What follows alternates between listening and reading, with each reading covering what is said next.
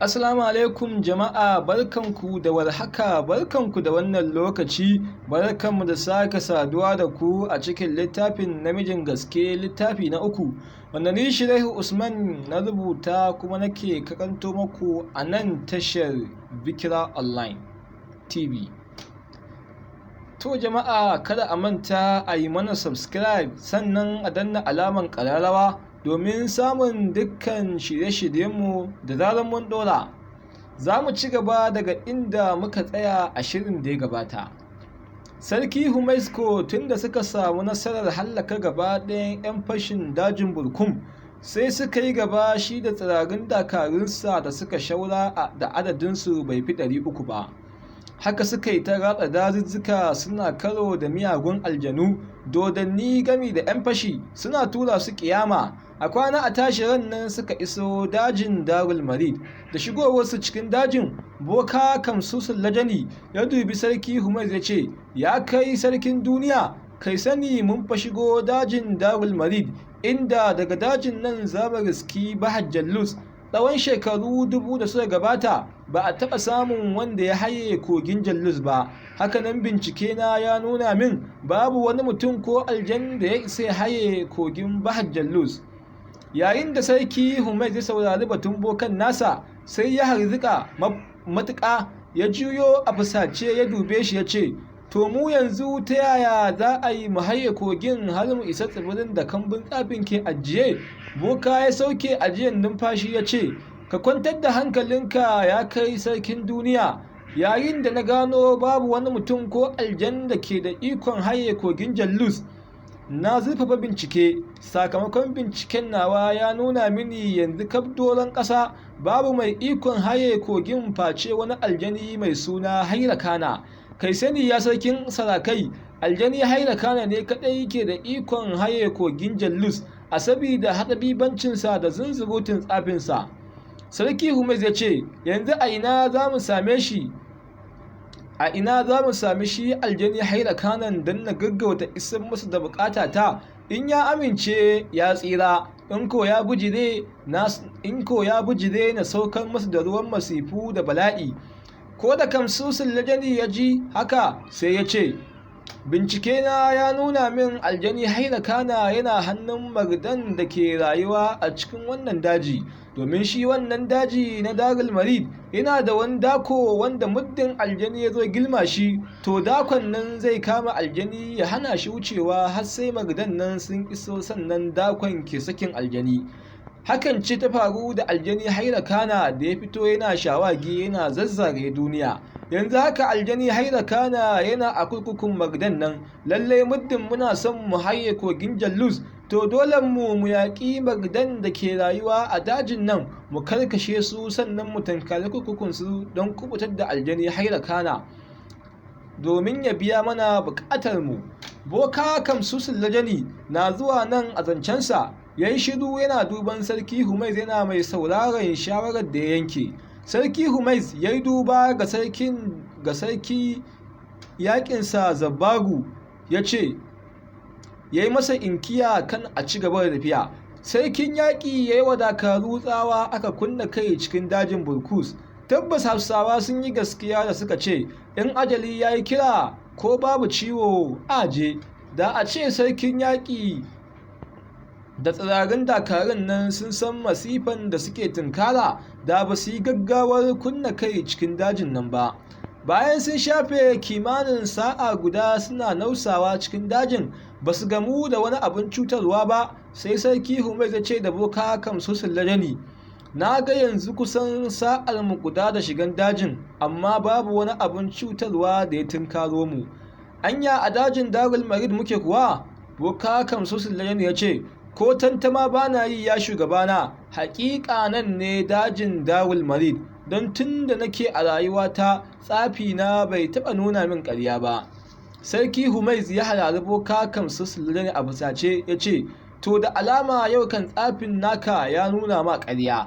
Ai sarki Humaiz bai gama rufe bakinsa ba, sai suka ji an kwantsa matsawa da murya mai amo. Nan take dajin ta fara tambal-tambal tamkar ana girgiza ruwa a cikin tambula.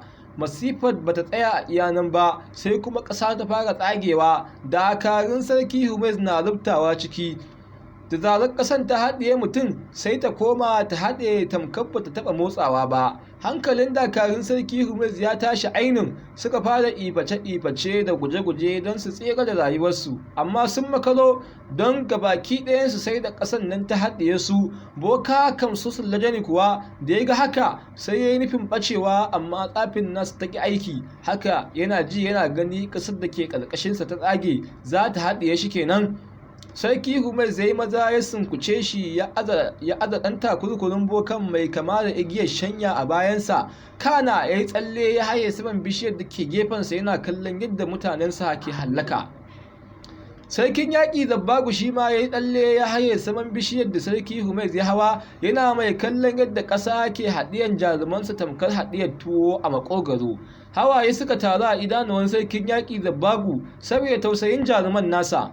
Ko da masifar talafa wasu magdan nan da boka Kamsusul Lajani ya gaya wa sarki Humays labarin suka bayyana. Su dai magdan nan sun kasance jibga tamkar bishiyan kuka, don ko wata bishiyar kukan ma bata nuna musu girma da tsayi ba. Yanayin surar jikinsu ya fi kama da a kira su da Samudawa, babu riga a jikinsu, hakan ne ya baiwa faffaɗan ƙirazansu damar bayyana a fili. Gaba ɗayansu suna sanye ne da warkin fata wacce suka rufe iya al'aurarsu da ita. Muggan makamai ne da tun da sarki Humays ke a raye ba su taɓa ganin irinsu ba. Makaman nasu an sana'anta su ne da duwatsu masu ƙyalƙyali. Magdan suka bayyana suna masu zazzare idanuwa, suna dubawa ko za su ga wani wanda ƙasa bata haɗiye shi ba su kashe shi. Bayan sun ƙaraci dube-dubensu ba su ga kowa ba har sun juya za su tafi, boka Kamsusul Lajani da ke a gefen sarki Humays ya yi ajiyar numfashi na ganin sun samu tsira daga masifan magdan nan.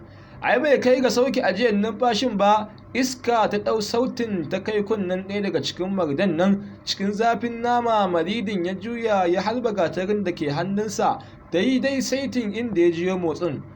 Gatarin ta fita burgu daga hannun maridin, ta yi saman bishiyar nan ta kutsa cikin ganyayen bishiyar da suka lallaɓe su sarki Humays. Ai cikin zafin nama sarki Humays ya janyo boka Kamsusul Lajani ya yi wa ɓarinsa, amma duk da haka sai da gatarin maridin nan ya yi nasarar saran gefen ɗantsan boka Kamsusul Lajani.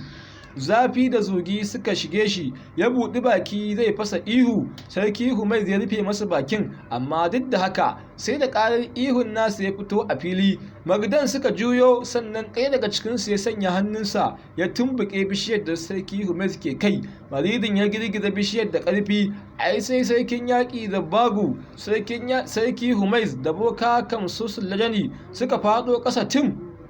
Da faɗowarsu sarki Humays ya na gungure ya miƙe tsaye ya zagaye takobinsa, shi ma Zabbagu ya zagaye nasu takobin. Maridin nan ya miƙo hannu da nufin ya cafke su gaba ɗaya ya yi musu mulmusan gyaɗa. Ai sai sarki Humays ya sunkuya ma hannun maridin, hannun ya bi iska ya yi ƙaraji ya hau maridin da sara da suka ta ko'ina. Ai maridin nan ko ya san yana yi, shi dai har yanzu kai masa cafka yake da hannunsa, su kuma suka wanzu suna zillewa. Kai da dai sarki Humays da Zabbagu sai ga maridin nan baya jin sara, sai sarki Humays ya tsalle tamkar shaidani ya fara haurawa saman jikin maridin nan.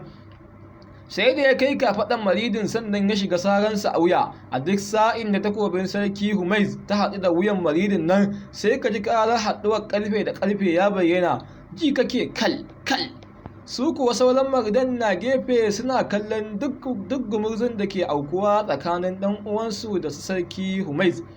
Sarki Humays na cikin salon wuyan maridin nan ne wata dabara ta faɗo masa, ai sai ya yi alkafira game da daka tsalle a sama. Sannan lokaci guda ya soke idaniyan maridin nan guda. Maridin ya ƙwala ihu sannan ya faɗi ƙasa matacce.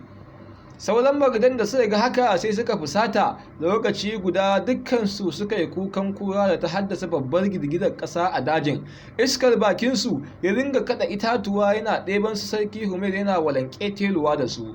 Magdan suka dumfawa sarki Humays suna ƙarasowa, aka kace mai da masifaffen yaƙi tsakanin su sarki Humays da Zabbagu da har yanzu boka Kamsusul Lajani na goye a bayansa.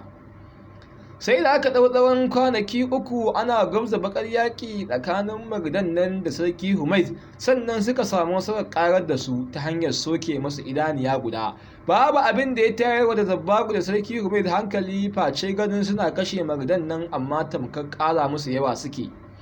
Sai da Magdan suka yi nasarar yanka da sarar sarki Humais a wurare sama da 50, shi ko Zabbagu tun a rana na biyu wani maridi ya sunkuce shi ya yi jifa da shi, ya je ya garu da wata jibgegiyar bishiyar ta karye. Zabbagu da Boka Kamsuddin Ladani suka suma, daga nan ba su ƙara sanin a inda suke ba.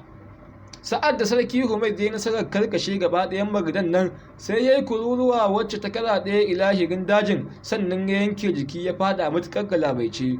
Kururuwar da sarki Humais zai ne ya farkar da Boka Kamsuddin Ladani daga suman da ya faɗa. Boka Kamsuddin Ladani na miƙewa ya fara ƙoƙarin aikata sana'arsa ta tsafi.